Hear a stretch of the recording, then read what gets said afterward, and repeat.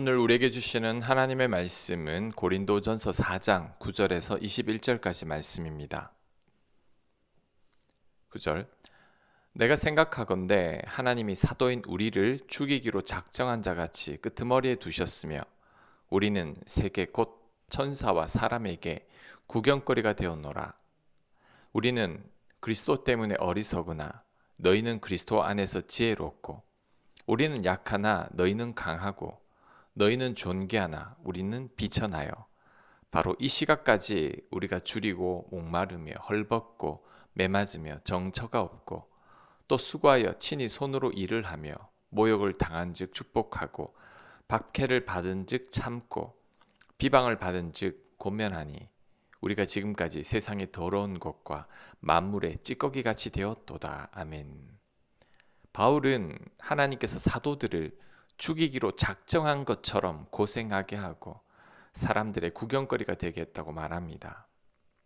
예수님 때문에 사도들이 어리석은 자가 되었고 약해졌으며 비천해졌고 줄였으며 목마르고 헐벗으며 매맞고 수고하며 모욕을 당하고 박해를 받으며 비방을 당하고 만물의 찌꺼기같이 되었다고 합니다. 바울이 이렇게 말하는 이유는 사도들이 하나님의 일을 하느라고 너무나도 고생을 한다는 거죠. 죽을 정도로 고생을 한다는 뜻입니다. 그런데 이에 반해 고린도 교인들은 스스로 지혜롭게 여기고 강한 자가 되려고 하며 존귀함을 누리려고 한다는 것입니다. 교회에서 왕노릇하고 서로 높은 자리를 차지하려고 하고 다툼만 하며 교회 내에서 팔을 나눠서 싸움만 하고 있다는 거죠. 지금 바울은 고린도 교인들을 책망하고 있습니다. 사도들은 복음을 전하기 위해 생사를 오가는 고난을 겪으면서 사역하고 있는데 너희들은 맨날 교회에서 누가 높은가로 싸움만 하고 있어서 되겠느냐는 것입니다. 그런데 바울의 책망은 오늘날의 교회를 향한 책망 같습니다. 교회는 하나님께 예배드리고 복음을 전하며 세상을 섬기는 곳이죠. 그런데 많은 교회가 고린도 교회처럼 편가르고 다투는 교회가 많습니다. 지금 제가 아는 교회만 하더라도 목사님과 장로님들 사이에서 다투고 있는 교회가 정말 많습니다. 또한 목회자나 장로님들이 교회에서 바울이 책망한 것처럼 왕노릇하려는 분들이 있습니다. 교회에서 주인 행세를 하고 주도권을 쥐려고 하고 서로 대접받으려고 다투고 있습니다. 지금 이 순간에도 선교지에는 복음을 들고 고생하시는 선교사님들이 많은데 참 부끄러운 현실이죠. 역사는 반복된다고 하는데 교회의 역사도 마찬가지입니다. 2000년 전에 부끄러운 교회의 역사가 오늘날도 역시 반복되고 있는 거죠. 이렇게 된 가장 큰 이유는 교회에서 인정받고 대우받고 싶은 마음 때문이죠. 고린도 교회에서 팔을 나누고 서로 다투는 이유도 성도들이 교회 내에서 서로 높은 자가 되려고 하기 때문입니다. 이럴 때 예수님을 생각해야 합니다. 예수님은 낮아지기 위해 이 땅에 오셨습니다. 예수님은 우리를 위해 낮아지기 위해 십자가에 죽으셨죠. 예수님은 우리들에게 누구든지 으뜸이 되려거든 종이 되라고 했습니다. 섬김을 받으려거든 먼저 섬기는 자가 되라고 했습니다. 그런데 교회는, 성도님들은 그 반대로 행하고 있죠. 교회가 건강해지려면 모두가 평등해야 합니다. 목회자도 장로님들도 어느 누구도 높아져서는 안 됩니다. 오히려 직분자일수록 더욱 섬기는 자가 되어야 합니다. 그래야 교회가 교회다워집니다. 저희 교회가 한 항존직들을 투표로 뽑지 않고 누구나 원하면 될 수 있게 한 것도 이런 이유 때문입니다. 투표로 뽑혔다고 목에 힘주지 말라는 거예요.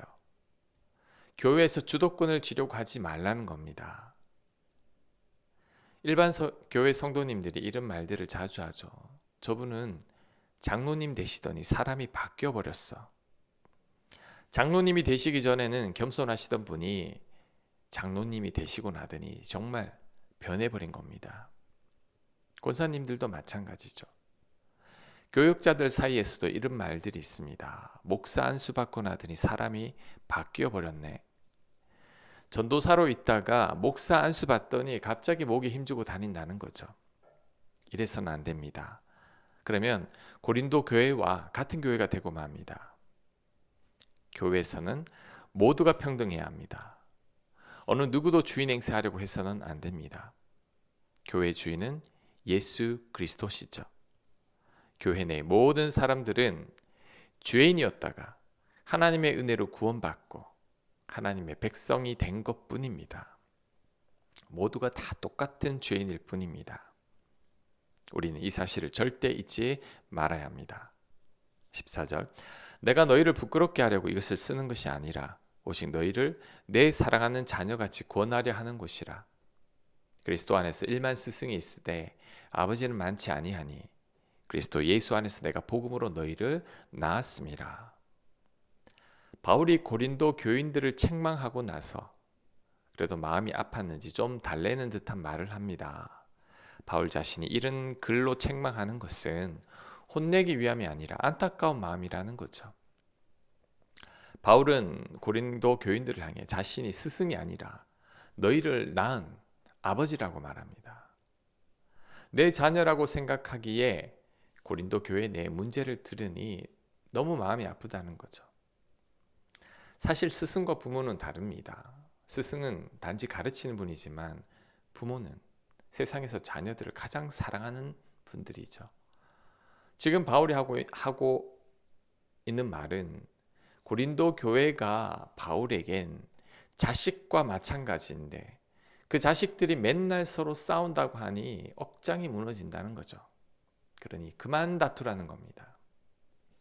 이런 바울을 보니 교회를 향한 예수님의 마음이 느껴집니다. 교회가 다툴 때 예수님의 마음이 이런 마음일 겁니다. 우리를 너무나 사랑하사 당신의 생명과 바꾼 우리들인데 우리들이 맨날 다투기만 한다면 예수님의 마음이 얼마나 아플까요? 우리는 이렇게 생각해야 합니다. 교회가 다투는 것은 내 자녀들이 서로 원수처럼 다투는 것과 같다는 거예요. 다투는 자녀들을 볼 때 부모인 우리 마음이 얼마나 아픕니까? 그러니 절대 교회 내에서는 다투어서는 안 됩니다. 19절 그러므로 내가 너희에게 권하노니 너희는 나를 본받는 자가 되라. 바울이 부모가 자식들을 가르치는 심정으로 고린도 교인들을 양육했으니 이제는 양육한 나를 본받아서 이제 그만 다투고 바울이 가르친 대로 살라는 거죠. 바울이 고린도 교회에서 1년 반이나 양육했으니 이제 배운 대로 살라는 겁니다. 그런데 바울처럼 이렇게 말할 수 있는 게 대단한 겁니다. 나를 본받는 자가 되라는 말은 아무나 할 수 있는 말이 아닙니다. 그만큼 본이 되는 삶을 살았다는 증거죠. 그러니 우리도 이렇게 말할 수 있는 자가 되어야 합니다. 이를 위한 가장 좋은 방법은 집에서 내 자녀들이 존경할 만한 부모가 되는 겁니다. 교회에서 존경받을 만한 사람이 되려고 하기보다 집에서 존경받는 자가 되시길 바랍니다. 그러면 교회에서도 존경받게 됩니다. 17절 이로 말미암아 내가 주 안에서 내 사랑하고 신실한 아들 디모데를 너희에게 보내었으니 그가 너희로 하여금 그리스도 예수 안에서 나의 행사 곧 내가 각 교회에서 가르치는 것을 생각나게 하리라. 지금 바울은 당장 고린도 교회로 갈 수 없는 처지인 것 같습니다. 그래서 디모데를 보낸다고 하죠. 디모데를 이렇게 보내는 이유는 바울이 1년 반 동안 가르치던 것을 다시 생각나게 하기 위함입니다. 이를 볼 때 우리들은 배운 것을 자꾸 잊어버린다는 것을 알 수 있습니다. 그러니 우리는 계속해서 반복 학습을 해야 합니다. 성경 말씀도 같은 말씀이지만 또 봐야 합니다. 안 그러면 다 잊어버립니다. 이미 다 배웠던 것이라고 해도 다시 배워야 합니다. 바울에게 배웠던 것을 디모데가 또 반복해서 가르쳤던 것을 명심하고 우리는 또 같은 것을 배워야 합니다. 18절 어떤 이들은 내가 너희에게 나아가지 아니할 것 같이 스스로 교만하여졌으나 주께서 허락하시면 내가 너희에게 속히 나아가서 교만한 자들의 말이 아니라 오직 그 능력을 알아보겠으니 하나님 나라는 말에 있지 아니하고 오직 능력에 있음이라. 아멘. 바울의 반대자들을 향한 책망의 말이죠. 이들은 바울이 오지 않고 디모데가 오니까 바울은 절대 안 온다며 비웃은 것 같습니다. 이런 반대자들에게 주께서 허락하시면 내가 가서 그 반대자들의 능력을 보겠다고 말합니다. 얼마나 잘났는지 확인하겠다는 거죠. 그러면서 하는 말이 하나님 나라는 말에 있지 아니하고 오직 능력에 있다고 합니다. 이를 볼 때 반대자들은 말만 잘한 것 같습니다. 아무런 능력도 없이 경건하지도 않고 삶은 엉망이면서 말만 잘한 것 같습니다. 세상 사람들이 그리스도인들을 평가할 때 뭐라고 하죠? 말만 잘하는 자들이라고 하죠. 교회 내에서 일을 많이 하고 교제를 많이 해서 그리스도인들이 말은 정말 잘합니다. 그런데 경건의 능력은 없죠. 그리스도인답게 살지도 못합니다. 우리는 절대 그랬으면 안 됩니다. 우리는 말이 아닌 내 행동과 삶으로 나의 신앙을 증명해야 합니다. 경건의 모양이 아닌 경건의 능력을 보여야 합니다. 이런 삶이 진정한 그리스도인의 삶입니다. 마지막 21절입니다. 너희가 무엇을 원하느냐? 내가 매를 가지고 너희에게 나아가랴? 사랑과 온유한 마음으로 나아가랴. 자, 무슨 말인가요? 좋은 말 할 때 이제 그만 다투라는 거죠. 그만 다투고 말로 그만 대적하라는 겁니다. 그래서 바울이 사랑과 온유한 마음으로 고린도 교인들을 대할 수 있게 해달라는 거죠. 바울이 교인들이 돌이키기를 기다리겠다는 말씀입니다. 자, 오늘 말씀은 고린도 교회를 향한 말씀이지만 오늘날 교회를 향한 말씀이기도 합니다. 교회는 절대 다투면 안 됩니다. 교회는 어느 누구도 주인 행세하면 안 됩니다. 또한 그리스도인들은 말이 아닌 삶으로 본을 보이는 삶을 살아야 합니다. 경건의 능력으로 신앙을 증명하며 살아야 합니다. 그렇게 살아가는 저와 여러분들 다 되시길 바랍니다. 아멘. 하나님, 저희 교회가 평안하게 하옵소서. 고린도 교회처럼 다투지 않게 하시고 몇몇 사람이 왕노릇하려는 그러한 교회가 되지 않게 하여 주시고 모두가 평등하게 하시며 예수 그리스도처럼 낮은 자리에서 서로 섬기는 교회가 되게 하여 주옵소서.